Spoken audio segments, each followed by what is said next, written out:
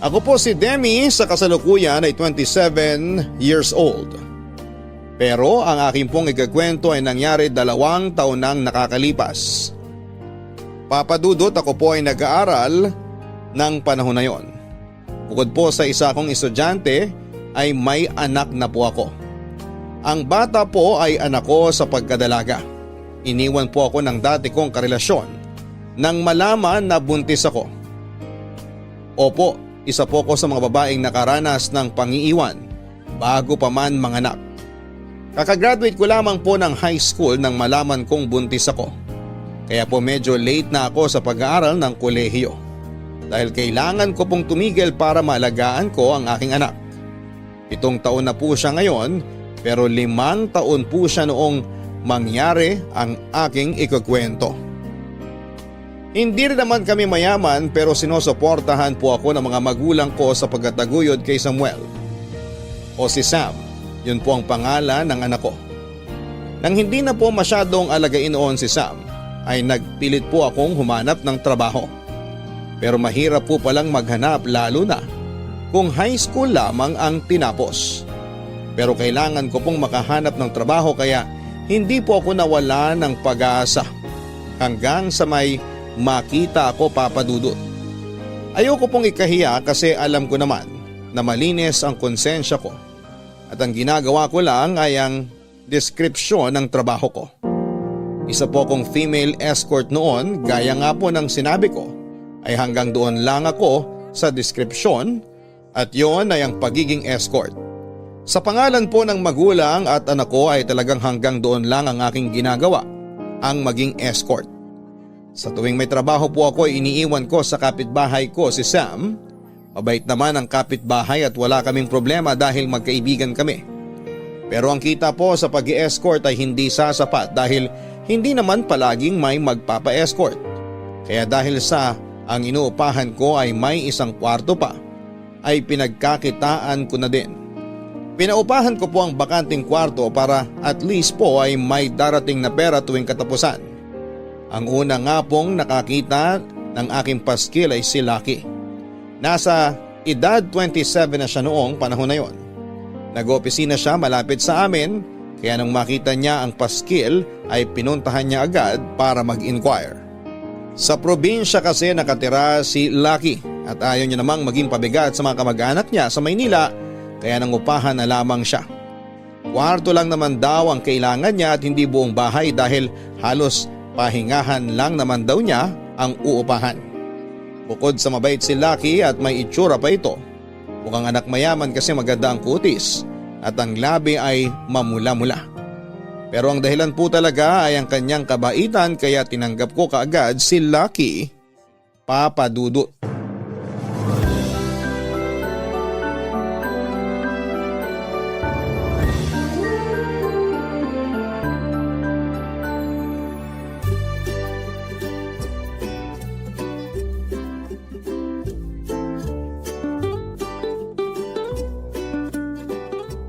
Magandang umaga po.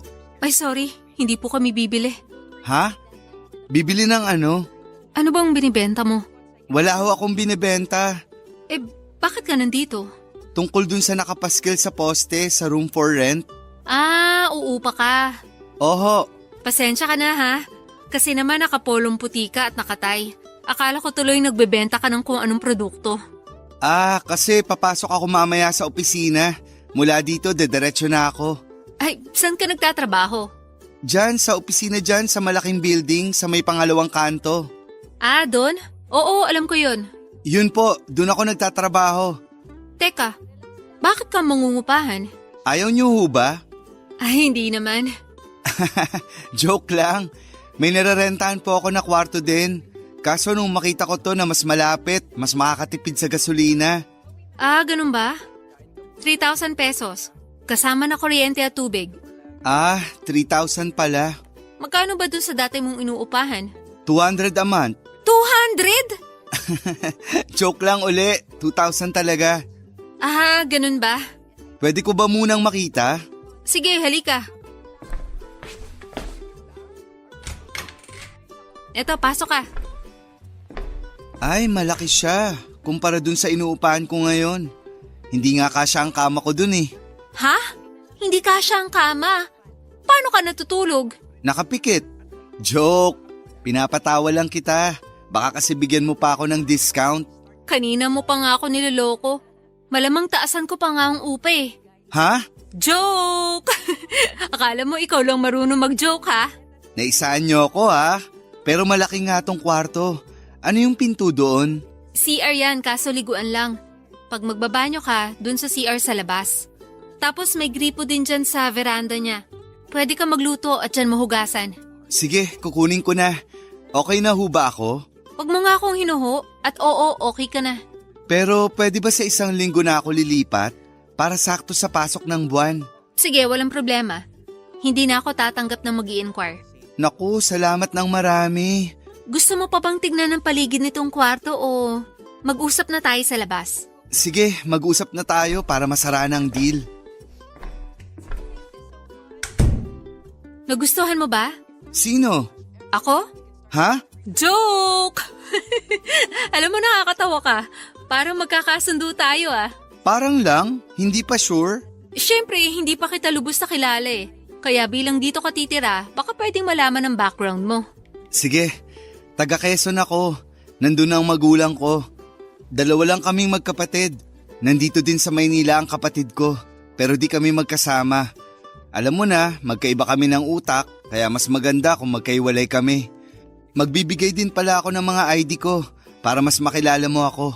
Wow, nakakatuwa ka naman. Hindi mo na hinayaang hingin ko. Ikaw na mismo ang magbibigay. Para siguradong kilala mo ako. Para parehas. Ako naman may anak, nasa kapitbahay ngayon. May kalaro kasi siya doon. Doon ko siya sa kapitbahay iniiwan kapag may trabaho ako. Huwag kang mag-alala sa kanya, mabait siyang bata. At hindi magulo o maingay. At kung hindi ka naman konserbatibo, sasabihin ko na din na ang trabaho ko ay isang escort service. Escort? Sa Reyna Elena? Hindi baliw! Joke lang uli. Wala naman problema sa akin yun, kaya hindi kailangan maging seryoso. Alam mo, nakakatuwa ka. Lalong ise-secure ko ang kwartong yan para ikaw lang ang umupa. Yes! Papa Dudut, napakabait ni Lucky at masasabi ko talaga na napakalaki ko din sa pagtanggap sa kanya para mangupahan sa akin. 1 linggo pa lang ay parang may iba na akong nararamdaman tungkol kay Lucky. Hindi po masama ang nararamdaman ko kundi ang kabaligtaran. Ewan po ba, sa tagal-tagal ko nang hindi nakikipagrelasyon ay para ulit akong high school na kinikilig kay Lucky. Papa Dudut, nagkakagusto ako kay Lucky sa maikling panahon na nakilala ko siya. Napakabait, napakalambing, napakamaalalahanin. Napakamaalaga dahil magkasundo sila ni Sam. Halos siya na ang kalaro sa tuwing day off niya at hindi na nagpupunta sa kapitbahay ang anak ko at ang tawag sa kanya ni Sam ay tatay. Nakailaki ang lahat ng katangian na hinahanap ko sa isang lalaki. Alam kong nararamdaman niya ang nararamdaman ko sa kanya. Kaya hindi na rin ako nagsayang ng oras. Opo, Papa Dudut. Ako na po ang nauna para sabihin ang nararamdaman ko. Inamin ko sa kanya na hindi po ako umaasa na ibabalik niya ang nararamdaman ko sa kanya. Pero ang gusto ko lang po ay masabi ito sa kanya. Ganoon po kasi ako. Mabuti na yung alam ko na kaagad para hindi ako umaasa. Pero ikakagulat ko po ang magiging sagot at dahilan niya sa akin, Papa Dudut. Sinabi niya sa akin na hindi din naman daw ako mahirap mahalin. Sigurado raw siya na mamahalin ako ng lalaking para sa akin. At hindi daw siya yon. Tinanggap ko pero tinanong ko pa din siya kung bakit hindi niya ako nagustuhan. Para naman maitama ko kung may mali o kulang sa akin. Sinabi niya ng diretsahan na siya ay hindi straight. Bading daw siya, Papa Dudut. Nagulat ako kasi sa loob ng 1 linggo na magkasama kami at magkausap ay wala akong nakita o naamoy man lang na bading pala siya. Napaka-stereotypical ko daw.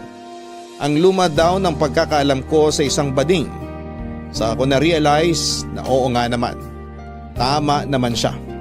Kaya matapos noon ay mas lalo kaming naging close. Pero syempre kailangan pa din niyang magbayad ng upa.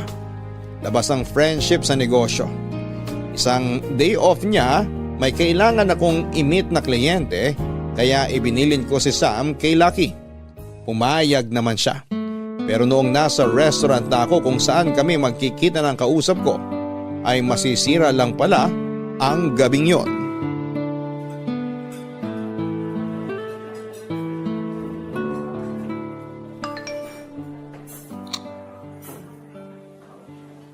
Ano ba tong kausap ko? Ngayon lang magsasabi na malilate siya nandito na ako. Hinihintay mo ba ako?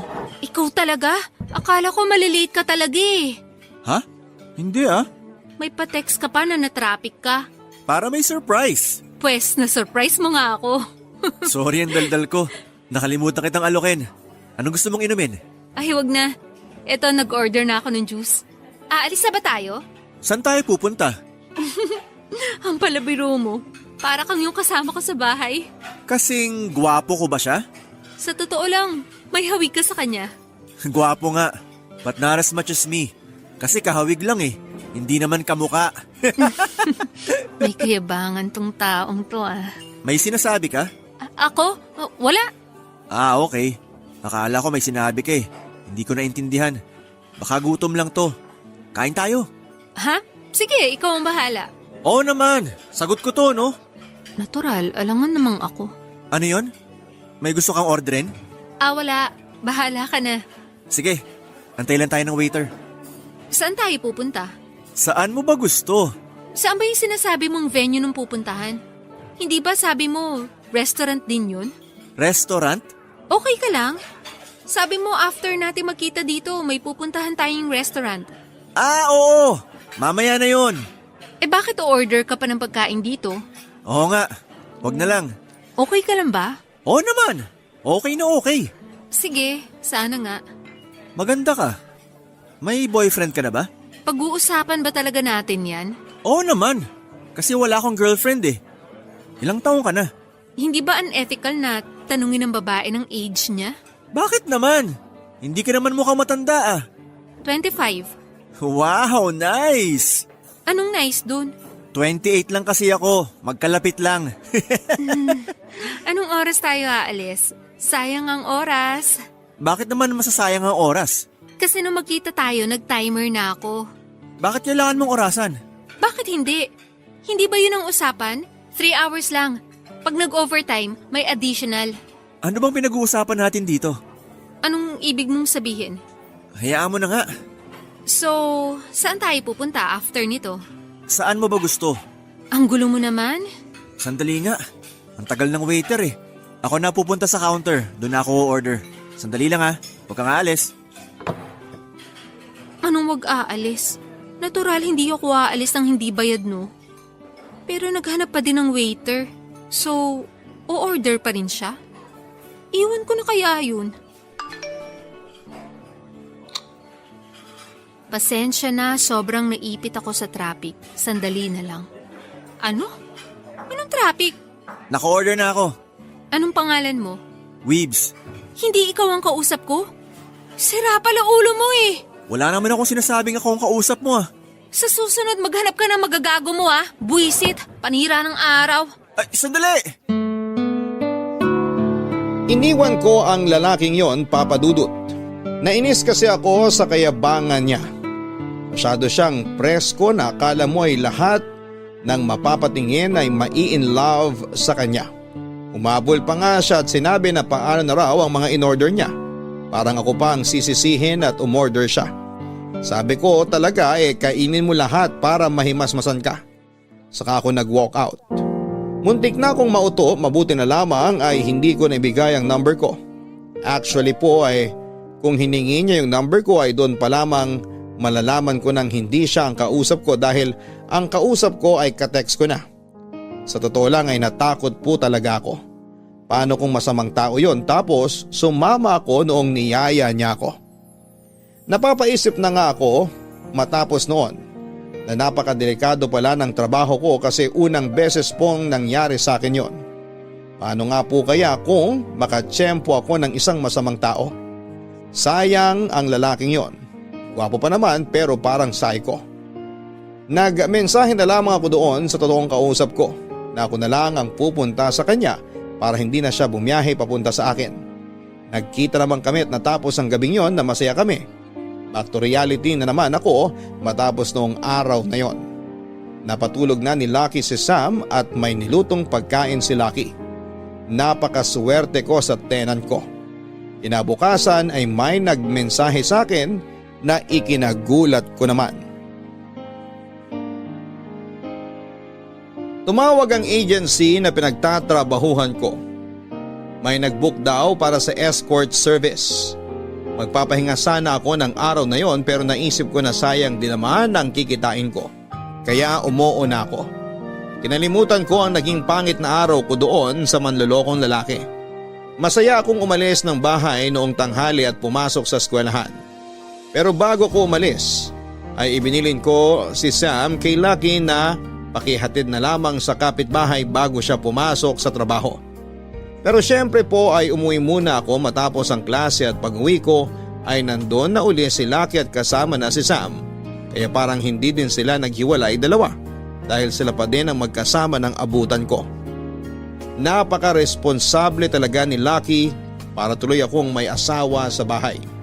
Pero gaya nga po ng nasabi ko na back to reality, una ay hindi magiging kami ni Lucky at pangalawa ay may trabaho ako kaya kailangan ko ulit umalis matapos maligo at magbihes. Hindi na ako makakasabay sa kanila sa pagkain pero nagluto na ako. Bago pa man ako unahan ni Lucky na magluto. Siyempre po medyo nahihiya din ako at baka naaabuso ko na siya. Masaya akong umalis para maging malungkot at magalit lang dahil sa hindi inaasahang pagkakataon. Nagkagulatan kami ni Whips. Siya pala ang nag-book sa akin. Hindi niya alam na ako ang makikita niya at mas lalong hindi ko alam na siya pala ang makikita ko. Dahil kung alam ko lang ay hindi na sana ako tumuloy. Natural, naging presko na naman ang lalaking yon at parang pinapamukha niya sa akin na escort service lang pala ako.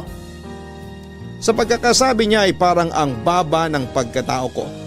Munti ko siyang masampal pero pinigilan ko ang sarili ko. Galit na galit ako nang sabihin ko na huwag niya kaming tingnan ng mababa. Kung may mga kilala siya na iba ang ginagawa ay madami pa sa amin ang ginagawa lamang kung ano ang trabaho namin. At yon ay ang maging kompanyon. Saka ako umalis nang makalayo ako ay doon na ako umiyak para hindi niya makita papadudot.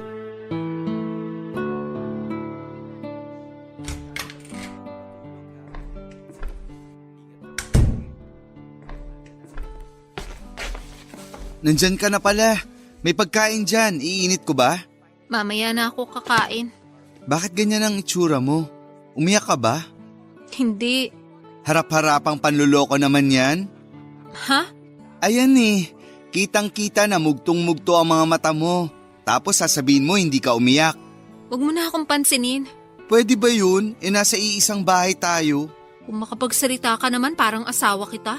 Asawa agad? Hindi ba pwedeng best friend muna? Tulog ka na nga. Hindi, magkwento ka na muna. May pasok ka pa bukas. Wow, ang sweet naman ng best friend ko. Best friend lang? Hindi ba pwedeng asawa? Nakakatakot ka na ha? Kita mo to. Pinapagaan ko lang ang galit ko eh. Hindi ka na mabiro. Kaya nga, spill mo na. Bukas na nga. Kung sasabihin mo din naman sa akin bukas, anong diferensya kung sasabihin mo na sa akin ngayon? Kasi nga may pasok ka pa. Baka mapuyat ka. Half day ako bukas, kaya ang pasok ko after lunch pa. Kaya madami akong oras para makinig. Sure ka? Hindi. Kita mo na? Kaloka ka, Demi. Siyempre sure ako. Ano nga? Kasi kahapon. Teka, kahapon pa yan pero ngayon ka lang nagkaganyan? Hindi ba masyadong delayed yung reaction mo? Nakakainis ka naman eh. Wag na nga. Biro lang. Aminin mo, natatawa ka, pinipigil mo lang. Hindi nga. Ay, mainit ang ulo. Eh di hindi na. Sige na, ituloy mo na. Kahapon may nakilala akong lalaki. Akala ko siya yung nag-book, yun pala hindi siya.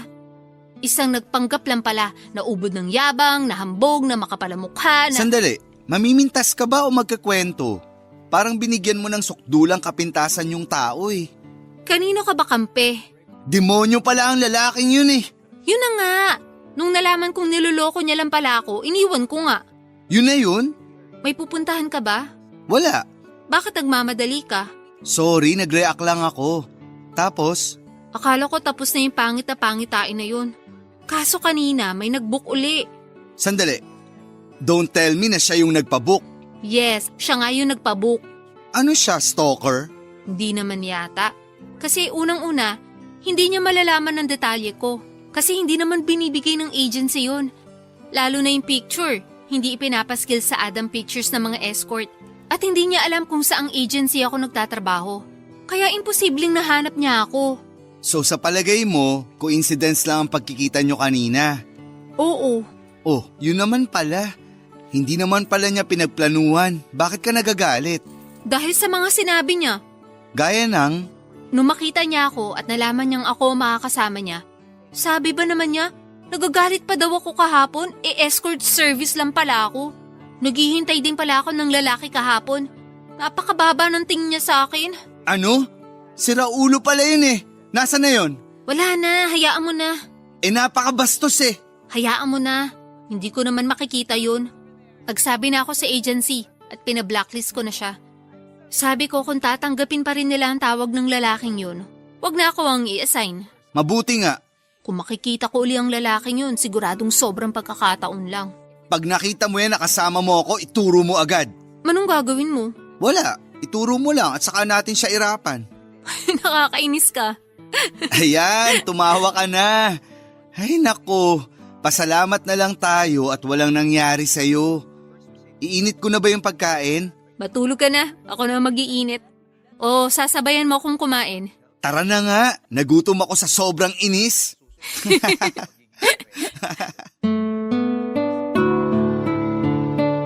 Matapos ang kalungkutan ko ng gabing yon, kinabukasan ay si Lucky naman ang may baon na lungkot pagkagaling niya sa trabaho niya. Nang makita ko siya ay alam ko na kaagad na may problema ito, kaya binigyan ko siya ng tubig at pagkainom niya ay saka ko tinanong kung ano ang problema sa opisina at parang ang bigat-bigat. Sa kanya sinabi na wala naman daw problema sa opisina niya. Nagtaka ako kasi wala namang ibang pinoproblema si Lucky kundi ang trabaho. Wala naman siyang pamilya para problemahin. Saka ko na na-realize sa mga magulang niya. Kinabahan ako. Hindi ko alam kung papaano magtatanong. Nilakasan ko ang loob ko at tinanong ko siya kung tungkol ba sa mga magulang niya ang dahilan ng kalungkutan niya. Sa kanya sinabi na tama daw ang hula ko. Lalo po akong kinabahan. Ang dami kong naiisip ano kayang nangyari sa magulang niya. Nang tanungin ko ay sinagot niya ako na wala naman daw nangyari sa magulang niya. Okay naman daw sila. Kaya ako lalong na-curious kung ano ang dahilan ng lungkot niya na may kinalaman sa mga magulang niya. Sa kanya ikinuwento na sa susunod na buwan ay pinapauwi daw siya sa probinsya nila ng mga magulang niya. Naisip ko na baka ayaw na siyang pagtrabahuhin sa Maynila. Pero mali na naman ako. Naiinis na ako kasi paputol-putol ang kwento ni Lucky. Ang dami ko tuloy naiisip. Kaya sa inis ko ay sinabi ko na ikwento na niya ng buo.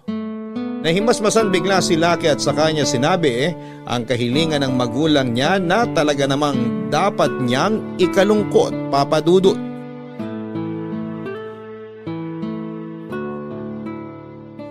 Anong gagawin ko? Bakit parang ang laki ng problema mo?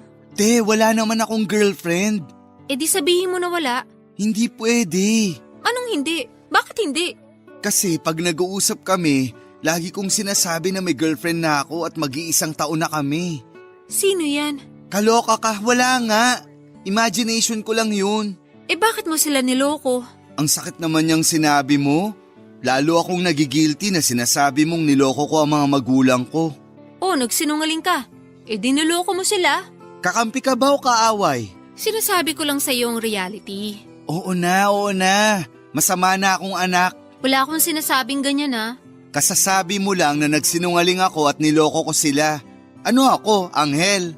Minsan, may pagsisinungaling na tinatawag na white lie. Nagsisinungaling ka kasi kailangan. Ayan, medyo gumaan ang loob ko. Kaya nga para mawala yung guilt mo, sabihin mo sa kanila na wala kang girlfriend. Sasama ang loob nila. Lalo na si Papa, mahina ang puso nun. Mabuti na yun kesa nagsisinungaling ka. Akala ko ba may white lie?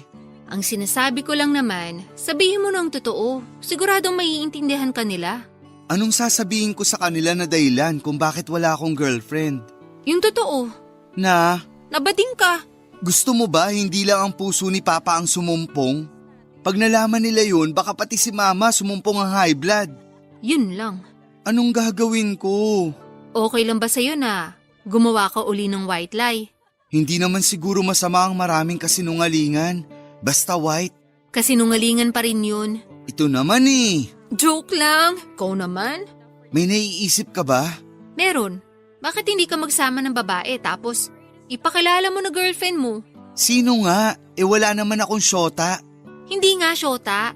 Ay wait, oo nga. Akin na ang number ng agency nyo. Bakit? Magbubuk ako ng girl ngayon para sa briefing. Tapos siya na din ang isasama ko sa probinsya. Magbabayad ka pa? Paano? Alangan namang isama ko si Aling Chayong. Busy sa tindahan niya yun. Baliw, para mo ng nanay si Aling Chayong.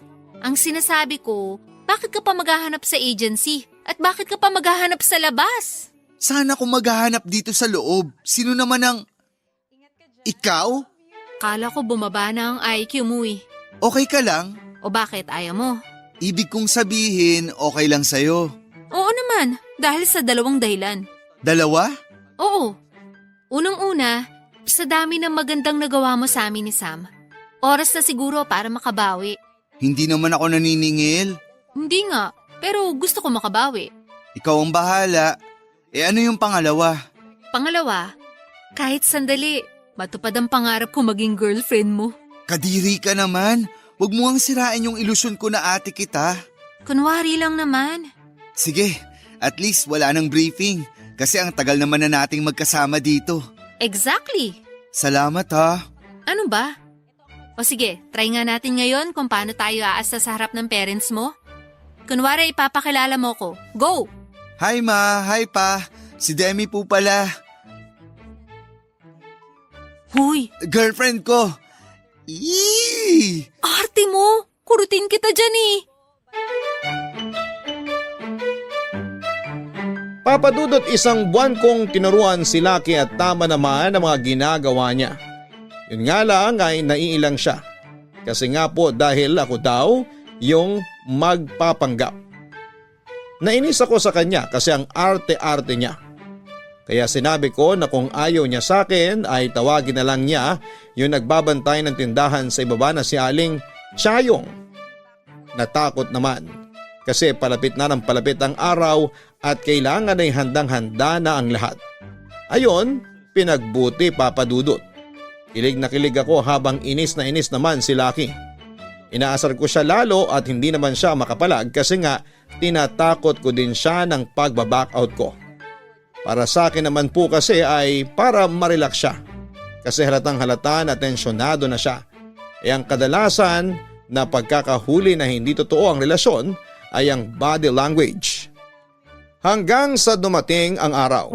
Overnight kami kaya si Sam ay ibinagbilin ko muna uli sa kaibigan ko sa tabing bahay. Pero halos 2 araw kaming mawawala kasi aalis kami ng madaling araw at uuwi kinabukasan ng gabi. Unang beses ko pa lamang pong maiiwan si Sam ng ganong katagal. Kaya hindi din po ako mapakali Papadudot. Saka lalong nagpapasalamat sa akin si Lucky dahil magsasakripisyo ako na maiwan si Sam para sa kanya. Pinangakuan na lamang ni Lucky si Sam na kung ano-ano para lamang huwag kaming mamiss. Hindi naman po umaangal si Sam pero syempre iba ang pakiramdam ng nanay. Umalis kami ng kabado, una dahil sa iiwanan namin si Sam at pangalawa sa darat na namin na mga magulang ni Lucky Papadudot. Papadudot maayos kaming nakarating sa bahay nila Lucky sa Quezon. Ipinakilala kaagad ako ni Lucky sa magulang niya. Kung hindi lang ako nakatayo na ay bibigyan ko sana ng standing ovation si Lucky. Kasi naipakilala ako ng walang kaba. Masayang masaya naman ang mga magulang niya at sobrang sweet nila sa akin. Halos lahat ng pwedeng ialok sa akin ay inalok nila para maging panatag daw ako sa bahay nila. Pumunta kami sa sala ng bahay nila at masayang nagkwento ang mga magulang niya at paudlot-udlot ay may mga tanong sila sa akin at kay Lucky. Gusto ko nang pumalakpak kada sasagot si Lucky kasi nakakatuwa, parang totoong girlfriend niya ako. Kung Q&A lang yon, sa view ko ay winner na si Lucky. Nang tanongin ni Lucky kung dumating na daw ba ang kapatid niya, sinabi ng magulang niya na nauna raw sa amin ng 2 oras at natutulog. Nainis daw sila dahil sinabi daw ng kuya niya na kasama din ng girlfriend niya, pero mag-isa nang dumating sa kanila. Nang hanapin ng girlfriend niya ay ang daming dahilan ng kuya niya na hindi daw kapanipaniwala kaya sila lalong naiinis. Kitang-kita sa mukha ni Lucky ang takot habang inis na nagkwekwento ang mamang at papang niya.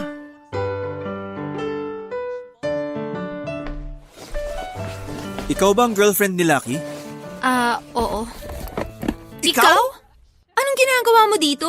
Ako talagang tinanong mo. Ikaw, anong ginagawa mo dito? Sinusundan mo ba ako? Wow kampante ka. Talaga, kung hindi mo ako sinusundan, bakit ka nandito? Bahay namin to. Teka, ikaw ang kapatid ni Lucky? Ako nga. Ikaw ang girlfriend niya?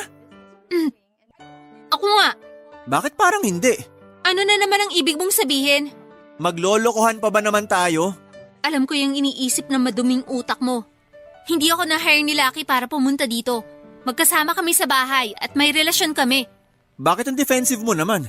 Kasi kitang-kita yung iniisip mo. Paano ka naman nakilala ng kapatid ko? Wala ka na dun. Sabi mo magkasama kayo sa bahay? Oo, bakit? Nagsasama na kayo? Parang ganun na nga. Anong parang ganun? Hindi ka sure? Ano ka, pulis? Kung makapagtanong ka, parang interrogation na. Bakit? May hindi ba ako dapat malaman na itinatago mo? Ano na naman yung iniisip mo? Bakit ka ba aligaga? Nagtatanong lang naman ako ah. Bakit? Kapatid ko ang boyfriend mo. Kaya normal lang magtanong. Pwes, nakausap ko na ang mga magulang mo. At marami na kami napag-usapan at maayos na kami. Kaya hindi na kailangan ng mga tanong mo. Ibang tanong nila at ibang tanong ko. Ang tanong ay tanong. Pare-pareho lang yun. Kaya pwede umexit ka na at mag-aayos pa ako ng gamit ko. Reminder, bahay namin to. At dito ako pinagkwarto ng magulang mo. Kaya may karapatan akong palabasin ka. Hanggang sa baluarte ko mayabang ka pa din ah. Hanggang sa bahay ng magulang mo, hambog ka pa rin. Bakit ba napakayabang mo? Hindi ako mayabang ah. Hindi. Ayan oh. Akala mo kung sino kang malaking tao? Hindi ako mayabang pero hunyango ako. Ano? Hunyango ako. Kung anong kaharap ko, kaya kong gayahin. Kaya kung anong tingin mo sa akin, yun ka. Aminin mo na kasi. Magkano binayad sa'yo ng kapatid ko? Huwag mong itulad ang kapatid mo sa'yo. So libre ka lang? Magaling pala kapatid ko. Bastos ka talaga. Bakit? Anong bastos doon? Lumabas ka na nga. Maganda ang araw namin kanina, huwag mong sirain. Pareho pala tayo. Nasira lang din ngayon. Sinungaling ka. Anong sinungaling? Maganda ang umaga mo? Oo. Nasira lang nang makita kita. Paano maganda ang umaga mo? Hindi ba napagalitan ka kanina ng mga magulang mo? Paano mo nalaman yan? Siyempre, kwento sa amin ng mga magulang mo mismo. Huwag kang makialam sa problema ng pamilya ko ah. Bakit akong sisisihin mo? Nananahimik ako, sila lang ang nagkwento sa akin. Tuwang-tuwa ka naman. Kanina nung kinukwento nila, hindi ako natutuwa.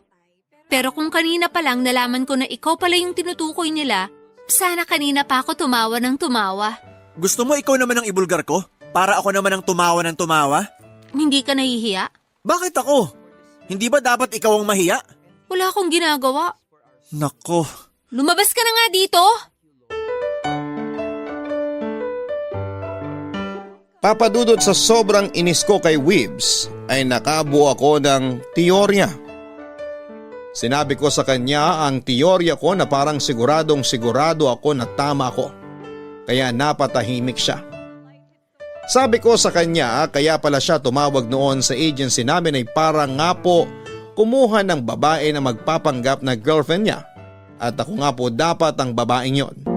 Pero dahil may hindi magandang nangyari sa amin dahil sa kahambugan niya, ay iniwan ko siya na ikinagalit niya sa akin. Kung babalikan din natin ang una naming pagkikita, kaya pala siya ganun umasta ay para daw magmukha siyang cool at makuha ang loob ng kung sino. Kaso'y hindi po yon ang nararamdaman ko noon kundi yabang. Kaya pala niya ako kinikilala ay para din sa parehong pakay. para kausapin at magpanggap na girlfriend niya. Nabigla din siya at naamin niya. Kaya matapos noon ay sinabi niya sa akin na hindi naman daw ako paniniwalaan. Sabi niya ay salita niya laban sa salita ko. Okay lang po yung sinabi niyang yon, pero hindi na ako nakapagpigil ng dugtungan niya ang sinabi niya ng reputasyon ko laban sa reputasyon niya. Sasampalin ko na po sana siya nang biglang may madinig kaming boses.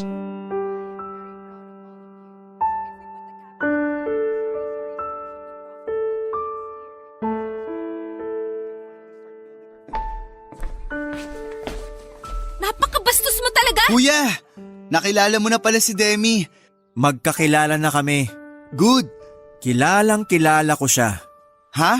Alam ko kung sino siya. Anong ibig mong sabihin? Lucky, siya yung lalaki ng bastos sa akin nun. Ano? Kuya? Sandali. Anong kinuwento sa'yo ng babaeng yan?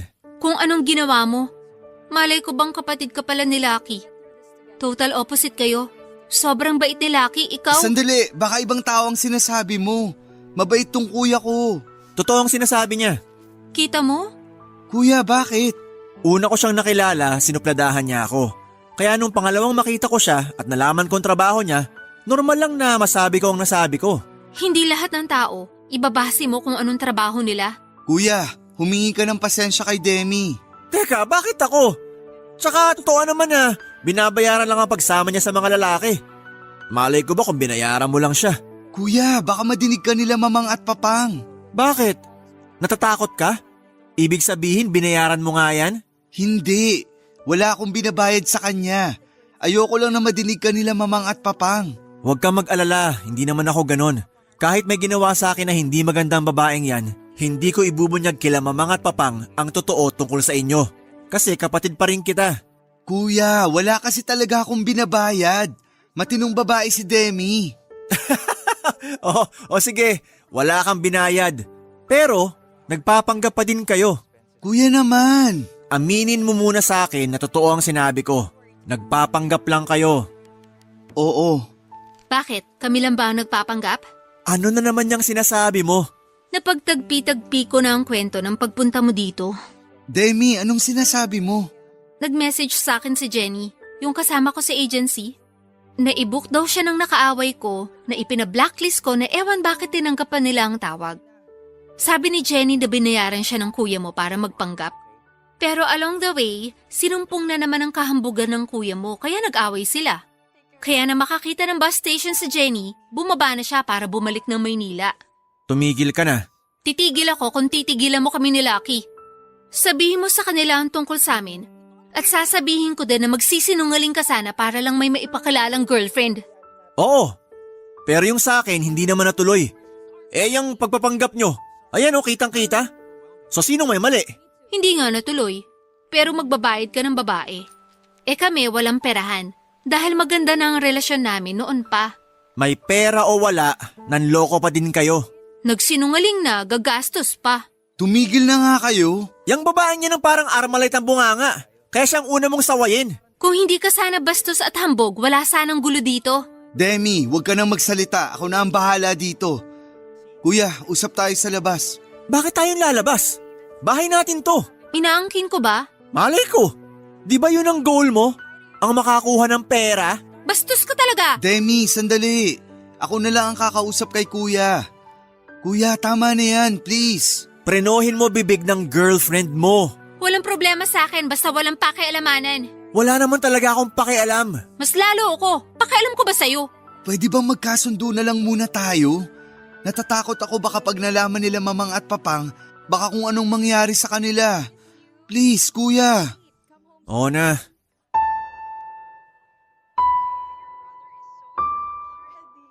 Pagdating ng hapunan ay ginawa namin ang napagkasunduan pero papadudot, alam mo yung tinatawag na awkward silence. Pakiramdam ko ay makakahalata ng mga magulang nila. Kaya ako na mismo ang pumutol ng katahimikan na yon. Nagkwento ako ng totoo pero may halong fiction. Sinabi ko na magkakilala kami ni Wibbs na hindi namin alam na pareho pala naming kilala si Lucky. Nagulat ang mga magulang nila pero natuwa dahil sa pagkakataon na yon. Sinabi nila na kung hindi daw ba ako binubwisit ni Weebs.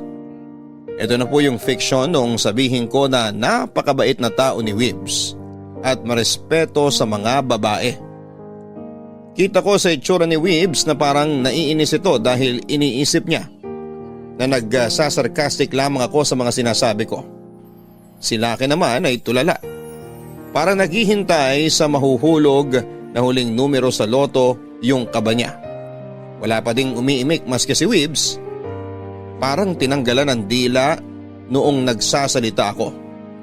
Tuwang-tuwa at nagpapakwento pa ang mga magulang nila. Kahit magaan na ang sitwasyon ay halata pa din na masama talaga ang loob ng magulang nila kay Weebs. Ipinipilit pa din ng mga ito na niloko sila. Na sinasabing isasama ang girlfriend pero hindi naman isinama. Kaya sinabi ko na kakilala ko ang girlfriend ni Weebs. Kitang-kita ko ang mukha ni Weebs at Lucky. Si Weebs ay magkahalong takot at galit. Habang si Lucky naman ay yung itsurang nagmamakaawa at nakikiusap.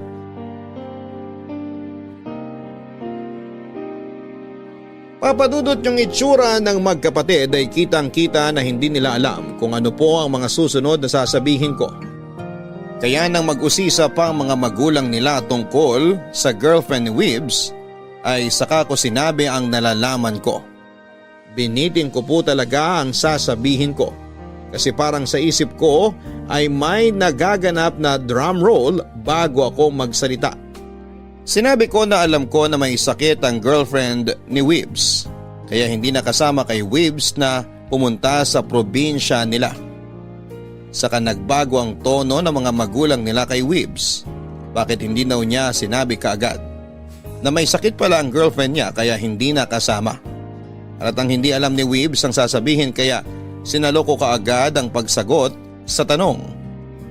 Sinabi ko po na maski si Weebs ay hindi alam na may sakit ang girlfriend niya.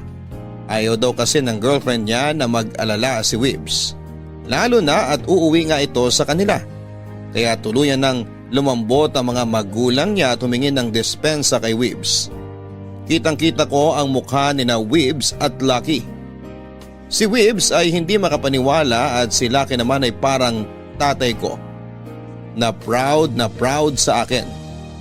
Natapos nga ang buong gabi na si Weebs ay parang magkakaroon ng bilog na ilaw sa ulo.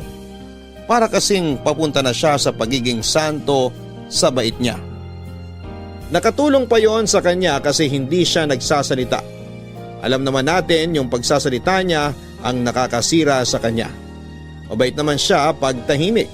Sa sobrang tahimik niya kapag napapatingin ako sa kanya ay parang mukha ni Lucky ang nakikita ko. Sa totoo lang ay may itsura nga naman pala si Weebs. Kung gwapo si Lucky ay mas gwapo si Weebs.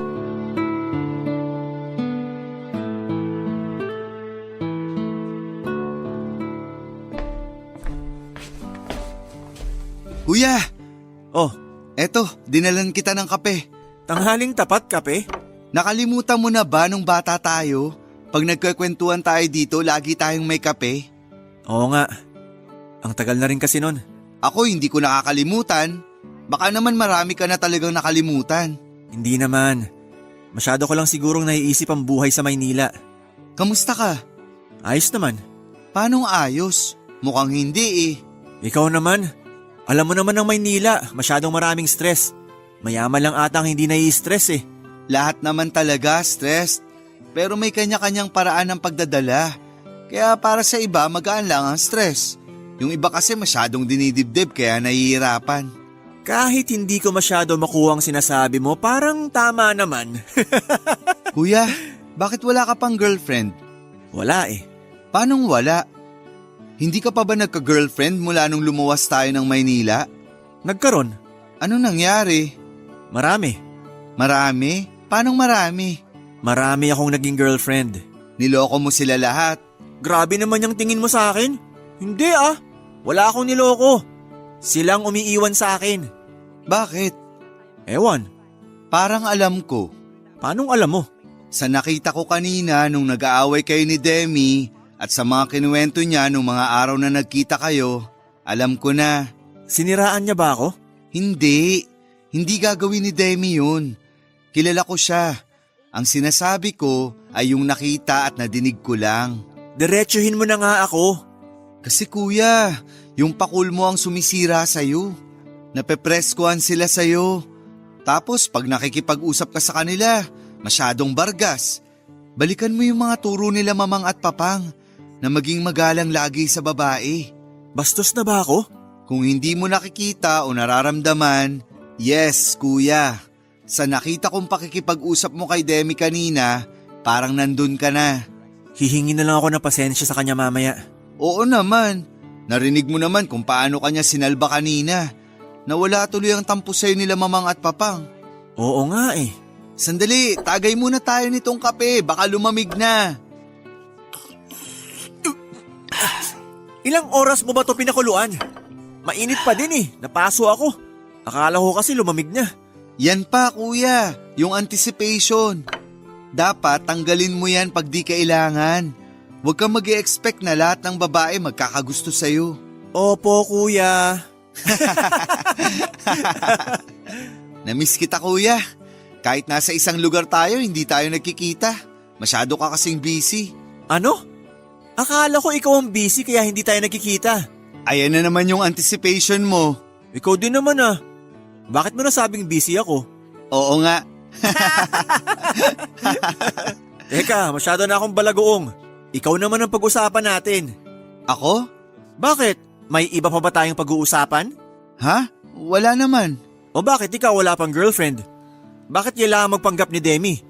Bakit hindi na lang talaga si Demi ang maging girlfriend mo? Yung huli muna ang sasagutin ko. Napag-usapan na namin ni Demi na magiging matalik na magkaibigan lang kami. Hanggang dun lang.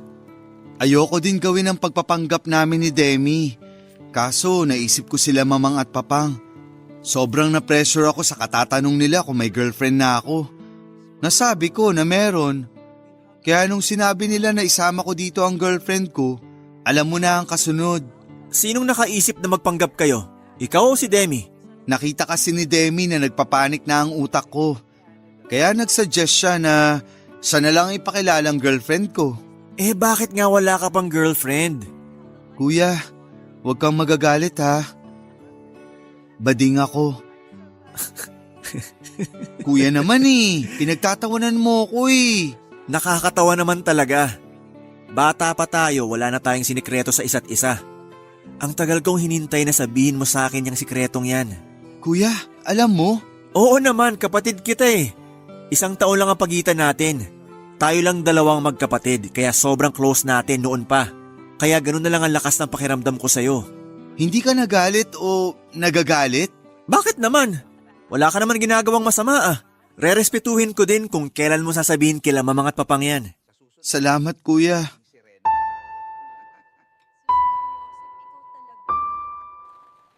Siyempre po hindi nilihim sa akin ni Lucky ang pagtatapat niya sa kuya niya. Masaya ako sa kanya kasi at least nabunutan siya ng isang tinik sa dibdib niya. Ayokong tanungin kung kailan naman siya magsasabi sa magulang kasi baka ma-pressure ko siya. Hayaan ko na lamang siya sa diskarte niya. Sa sarili niyang oras, sa sarili niyang ritmo. Pero kitang-kita ko kay Lucky ang saya noong masabi niya kay Wibs. Bigla na lamang nagbago ang tono niya, may na-realize pala siya bigla. Bukod sa pagsisinungaling sa mga magulang niya tungkol sa amin na kunwaring magkarelasyon. Naisip niya din na matagal niya na rin palang pinagsisinungalinga ng magulang niya tungkol sa sexualidad niya. Kaya kinalma ko muna siya bago sinabi ang nasa isipan ko. Sabi ko na una ay hindi naman niya intensyong magsinungaling sa mga magulang niya tungkol sa relasyon namin. Ayaw niya lang naman na sumama ang loob ng mga ito. Pangalawa, ang hindi pag-amin sa totoo niyang sexualidad ay hindi pagsisinungaling. Sabi ko nga may sariling oras at panahon ang pagsasabi noon. Hindi siya kailangang magpadikta sa sinasabi ng lipunan dahil sarili niya yon. Hanggang wala siyang sinasaktan ay wala siyang ginagawang kasalanan at ang pagiging miyembro ng LGBTQ+ ay hindi kasalanan kaya hindi siya dapat malungkot. Napayakap na lamang sa akin si Lucky, Papa Dudut. Biniro ko na lamang si Lucky na gusto ko sanang bigyan ng mali siya ang pagyakap niya sa akin. Kaso'y naawa na ako sa itsura niya. Ayon, natawa na lamang siya.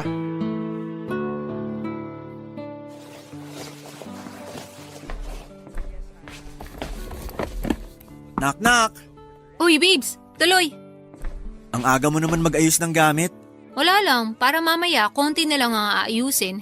Para madami pa din iba magawa. Nag-enjoy ka ba dito sa amin? Sandali, Bakit? sino ka? Ilabas mo si Weebs. Nakakatawa ka pala. Ako to. Nakakapanibago kasi, parang ibang tao ka na. Eto talaga ako. Pinabalik ako ng kapatid ko. Tama siya. Masyado akong nabulagan sa mga inaakala kong ako. Akala ko nga si Lucky ang kausap ko eh. Mula ngayon, eto na uli ako. Oh, teka, yung tanong ko. Nag-enjoy ka ba dito sa amin? Oo, ang saya nga. Kung pwede nga lang eh. Gusto ko pang tumigil dito kahit isang araw pa. Bakit hindi ka mag-extend? Alam ko na. Si Lucky kasi may trabaho, kaya kailangan nyo nang umuwi. Hindi lang yun. Naku, huwag ka mag-alala dito. Siguradong okay lang kina papang at mamang na tumigil ka rito. Yung dalawang yon, masaya lagi mag-entertain ng bisita. Hindi rin yan. Anong dahilan? May naghihintay sa akin sa bahay. Asawa mo? Hindi, wala akong asawa. Eh sino? Anak ko? May anak ka na? Oo, 5 taon na siya. Bakit wala kang asawa? Iniwan ako nung malaman na buntis ako. Sira pala ulo niya eh. Nasaan yon? Hayaan mo na, 5 taon na. Masaya na ako nang wala siya. Good morning! O Lucky, Narinig ko usapan nyo. Yes kuya, may anak na si Demi. Ang pangalan niya Samuel. Pero Sam na lang. Napakabait na bata. mana sa nanay. Oo naman, pati itsura. Teka, wala ka bang dalang kotse, Lucky? Wala eh. Yung auto ko hindi umabot. Nasa Talir kasi. Kaya nag-bus na lang kami. Sumabay na kayo sa akin pabalik ng Maynila. Sasabihin ko pa lang yan eh. Nakakahiya naman. Kuya ko yan, bakit tayo mahihiya? Oo nga naman.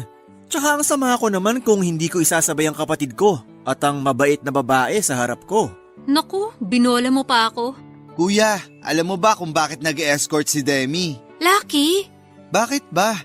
Kuya ko yan kaya walang problema sa kanya. Kaya siya nag-escort para pantustos sa pag-aaral niya at sa kanila ni Sam. Tapos pinarent niya din sa akin yung isang kwarto sa bahay nila para may extra income pa. Hindi naman kasi siya full-time sa pag-escort dahil pumapasok pa rin siya sa eskwelahan. 2 taon na lang, gagraduate na yan. Ganun ba? Napakadaldal talaga nito ni Lucky. Pero totoo naman yung sinabi ko para malaman ni kuya kung gaano ka kasipag at karesponsable. Alam mo, may opening sa opisina namin. Kung hindi magka-conflict sa eskwela mo, ang pasok lang alas 8 ng umaga hanggang alas 11. Part-time lang din siya. Naku, talaga ba? Pero baka hindi ko kaya ang trabaho. Napakadali. Ikaw lang ang mag-aayos ng mga papeles sa opisina. Magpa-photocopy, maglalagay sa mga table. Pag natapos mo nga ng maagang trabaho mo, pwede ka nang umalis. Pero same pa din ang bayad. May isang araw na may klase sa umaga. Matatapos na naman ang SEM. Pwede akong pumili ng mga schedule na puro after lunch. Kaya lang 1 buwan pa yun. Baka hindi na makapaghintay yung trabaho sa akin. Ganito, kakausapin ko ang management. Sasabihin ko yung 1 araw na sasabit ka. Pwede mong gawin ng hapon ng trabaho sa mga araw na yon. Talaga? Sabi ko sa'yo eh. Salamat, Weebs! Kung magkakatotoo yan, hindi ko na kailangang umalis sa gabi. Umaga, trabaho, tanghali, eskwela, at hapon kay Sam na ako. Yan! Makakasali ka na sa laro namin ni Sam. Close na close kayo ni Sam ah. Naku, siguradong magugustuhan ka rin ni Sam. Baka ikaw din tawagin niyang tatay. Sige, gusto ko siya makilala. Ay, Bakit? kakain na pala. Pinatawag lang pala kayo sa akin ni Mamang. Papadudot, napakasaya ko ng umagang yon dahil sa tulong na magagawa sa akin ni Weebs. Hindi lang sa trabaho kundi pati oras ko sa anak ko. Mas marami na kaming quality time. Kumain kami ng masayang-masaya at pakiramdam ko na parte talaga ako ng pamilya nila. Lalo na sa mga magulang nila na tuwang-tuwa sa akin. Ako naman ang tinamaan ng guilt. Yung nararamdaman ni Lucky ay ramdam na ramdam ko ng oras na yon. Parang ayokong sirain ang tiwala ng mga magulang nila. Natahimik lang si Weebs habang si Lucky ay humugot ng malalim na paghinga, saka sinabi na handa na din siya. Ayaw niya na din lokohin ang mga magulang niya at tatanggapin niya kung anong parusa sa kanya. Ang dasalang ni Lucky ay walang masamang mangyari sa mga magulang niya kapag nalaman nila ang katotohanan. Bago nagtanghalian ay kinausap namin sila. Inamin ko ang totoo na hindi kami totoong magkarelasyon ni Lucky. Nagulat kaming lahat nang sabihin nilang alam nila. Pero hindi daw sila nagalit dahil napakabait ko daw kasi. Dito naman nagkalakas ng loob si Lucky na aminin ang totoong sexualidad niya. Mas nagulat na naman kami nang sabihin nilang alam din nila. Kaya nga daw alam nila sa hindi talaga kami magkarelasyon. Matagal na raw nilang alam at tulad ni Weebs ay hinihintay lang nila na kay Lucky manggaling. Sobrang naiyak si Lucky at pinagalitan pa siya na bakit daw umiiyak wala naman siyang ginagawang mali. Kaya umalis kami sa bahay nila na walang bitbit na bigat sa dibdib. Napakasaya ng lahat at nangako na babalik uli sa susunod na buwan. Nalaman din nila na may anak ako at masaya silang sinabi na gusto raw nilang makita ang apo nila. Ako naman po ay naiyak noon. Kasi ganun nila ako tinanggap sa pamilya nila. Hindi ko maipaliwanag ang saya, Papa Dudut. Mabilis sa mga pangyayari, Papa Dudut. Nakilala ni Weebs si Sam at ang tawag na sa kanya ay Tatay 2 kasi Tatay 1 niya daw si Lucky. Nang sumunod na buwan ay lumuwas kami sa kanila kasama na si Sam sa Quezon. Tuwang-tuwa ang mga magulang nila lalo na kapag tinatawag sila ni Sam ng lolo at lola. Pero may revelasyon na naman kaming dala. Inamin namin na may relasyon na kami ni Weebs. Saka hinarap ng mga magulang niya si Weebs at sinabihan na sana ay magtinuna at alagaan kaming mag-ina. Sa ngayon po ay 1 taon na kaming kasal ni Weebs at inaayos na ang adoption niya kay Sam. Mula nang ipanganak ko po kasi si Sam ay apelyido ko na po ang gamit niya. Dahil nga po sa bago pa lumaki ang tiyan ko ay iniwan na kami ng nakabuntis sa akin. Medyo inaayos na lang po ang legalidad at magkakaroon na ng apelyido si Sam gamit ang sa Tatay Weebs niya. Graduated din po ako, Papa Dudut, salamat sa Diyos. Kay Weebs na kami nakatira ni Sam, si Lucky ang naiwan sa dating bahay.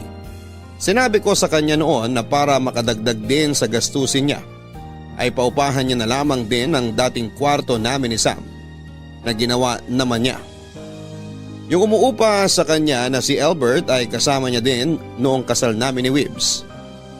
Hanggang ngayon ay walang kwento si Lucky at hihintayin na lang namin kung kailan siya magiging handang magkwento kung sino na ba si Albert sa buhay niya. Salamat po, Papa Dudut, sa pagbasa ng aking kwento. Ang inyong forever kapuso at kabarangay, Demi. Totoo ang sinasabing white lie, yung bang kailangan mong magsinungaling para sa ikabubuti ng sitwasyon. Pero hindi lahat ng bagay para lamang makapagsinungaling ay sasabihing white lie. Minsan ay mahirap namang magsabi ng totoo dahil may masasaktan. Pero madalas naman kahit may masaktan, ang mabuti ay hindi mo na niloloko ang taong sinabihan at may bigat na nabawa sa loob mo. Ang importante ay ang katotohanan pa din ang nanalo at kailangang tanggapin, kung ano man ang kalalabasan nito. Ang pag-amin sa isang bagay ay laging sa atin nakasalalay. Hindi tayo pwedeng magpadikta hanggang hindi natin nararamdaman na maluwag na ito sa ating dibdib. Dahil baka kakapilit sa iyo